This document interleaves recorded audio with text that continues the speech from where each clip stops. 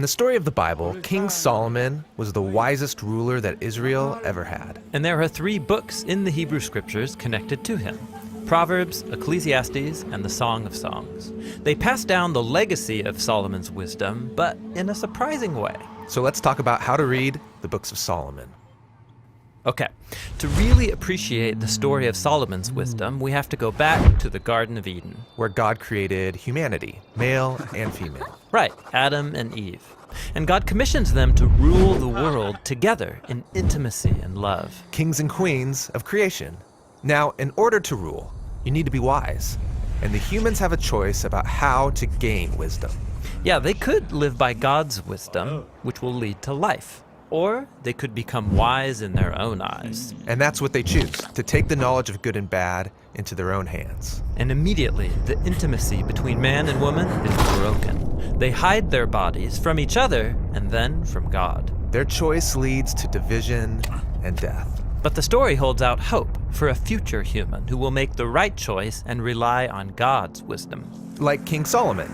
He prayed that God would give him the knowledge to know good from bad so he could rule with true wisdom. Exactly. He reverses the failure of Adam and Eve, and it leads to abundance. In Solomon's day, every Israelite sat in peace under their own fruit tree. Oh, it's like he's creating Eden. Well, for a while.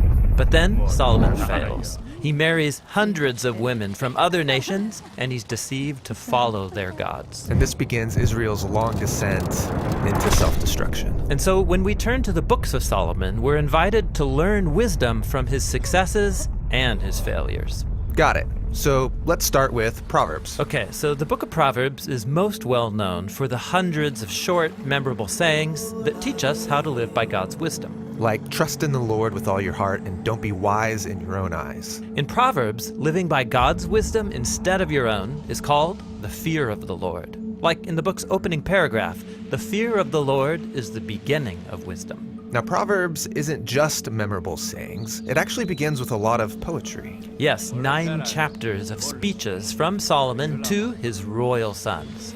He tells them to pursue God's wisdom, which is symbolized as an elegant woman. Wisdom is a woman?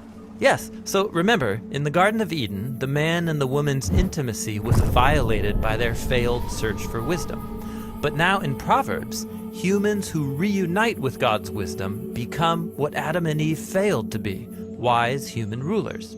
Proverbs 3 even says that when we embrace Lady Wisdom, we're taking hold of the tree of life. Now, we're the ones in the garden. Exactly. Proverbs is saying that every day we all stand before the tree with our own choice to make.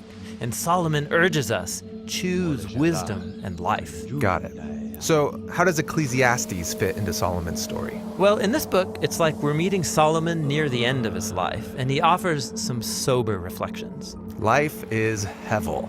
That's the Hebrew word for vapor or smoke, which is unpredictable and uncontrollable. And he's constantly talking about life under the sun. That is, life outside of the garden, how it's confusing and difficult. Right, even when I live by God's wisdom, life can be full of disappointments. Leading up to the ultimate disappointment, your own death. That's depressing. But at the end of the book, he says we should strive to live by wisdom and the fear of the Lord, just with more realistic expectations. Got it. Well, maybe the next book will cheer us up. The Song of Songs, a love poem between a man and a woman, and it'll make you blush. Yeah, on its basic level of meaning, this book is racy Hebrew love poetry. But remember, in Proverbs, humanity's pursuit of wisdom was portrayed with the symbolism of a man pursuing a woman in a garden. But in this song, it's the woman who's searching and longing for her lover. Yes, it's a poetic image of Lady Wisdom pursuing us so that we can have life. In fact, the song ends with a poem about how this lady's love is more powerful than death itself. So the song works on 2 levels. It's celebrating humans' desire for intimacy, And saying that that desire points to humanity's ultimate purpose, to be united with God and His wisdom. so we can rule united with each other. Exactly. This is why the song ends with the man and the woman united in love under a fruit tree.